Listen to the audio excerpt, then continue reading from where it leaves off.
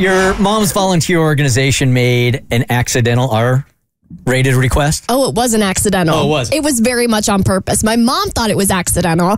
So for context, my mom was a stay-at-home mom growing up, and she never went back into the workforce because we were lucky enough that my dad's income supported, their life. And so when I left for college and when I grew up and, my mom had really nothing to do because she had no children to raise anymore, she was like, how am I going to spend my days? How am I going to fill my time? Well, my mom is a very generous, giving type of person and was like, I want to do some volunteer work. So she is a volunteer at this organization that helps out elderly people. She runs errands for them. I think at one point she even had to literally wipe somebody's butt. It's a very intimate experience, but she didn't think it was going to get this intimate at a certain point when she got a grocery list. Very normal, very typical. She goes out and goes grocery shopping for this woman. I won't say her name. We'll call her Sarah. She goes grocery shopping for Sarah. No, her name's Ethel. She's elderly. Ethel. Yeah, Ethel. She goes grocery shopping for Ethel all the time. She normally gets her some chicken nuggets. She normally gets her shampoo and her body wash and just all the typical self-care things. It's a very sweet thing to do. Very sweet thing to do. And normally that's it. Sometimes she'll go through the drive-thru and get her some McDonald's. She loves fast food. And so she gets this grocery list one day and she's reading down the list and all the typical things are there. Nuggets, shampoo, conditioner, yada, yada, yada. And then at the very bottom of the list, it says personal massager, but the more blunt way of saying it. Okay. Come on, Ethel.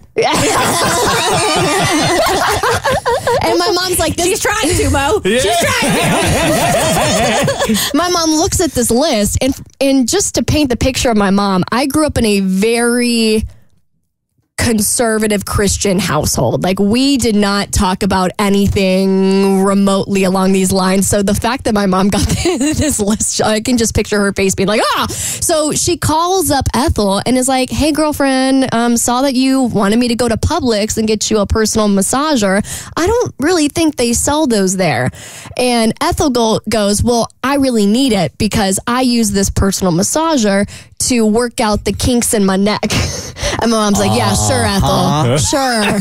Right. Mm-hmm. And my mom's like, Ethel, I'm not getting this for you. And she goes, seriously, Carrie, I know, you're getting me my personal massager. So my mom goes to Publix. She gets the nuggets, the shampoo, the conditioner, all of that. That is wild to have it on your grocery list right next to the popcorn. That's different. Make sure it's 2% milk, not whole.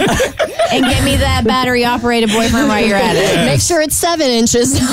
Wow. It's 9:45. I can get a little graphic. So my mom has to now scour her suburban neighborhood. She goes to all the Publixes to see if this personal massager is, in aisle 8, aisle 9. Obviously, it's not at the grocery store. No, of course not. So then she's like, you know what? I'm going to try CVS. So she goes to CVS and she scours all the aisles. She does not see any personal massagers. And my poor mom had to go up to an attendant. I can only imagine how embarrassed she was. Because like I said, my family, we don't have these conversations. They are not nearly as blunt and open as I am.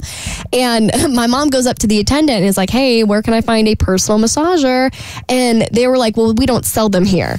And she goes, okay, well, here's what Ethel needs it for. She says she wants something to be able to work out the kinks in her neck. And they're like, well, we have a personal massager, but it's not necessarily something you would want to use in the downstairs muscles, if you know what I'm saying.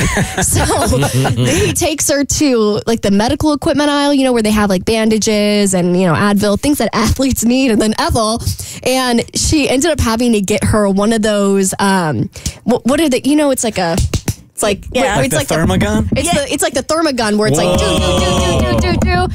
You can't use that down there. No. That's going to bruise. You can't use it on an old person. Theragun, that'll break bones if you got osteoporosis. Mm-hmm. Well, we don't know she has that. But she's old. She probably has it. Listen, Ethel still apparently has got it somehow. So my mom gets the puncher gun that is supposed to specifically work on muscles. And she goes back to the retirement home or wherever Ethel lives, and she rolls up. She's got all the things that she's asked for on the grocery list, the shampoo, conditioner, chicken nuggets, all that.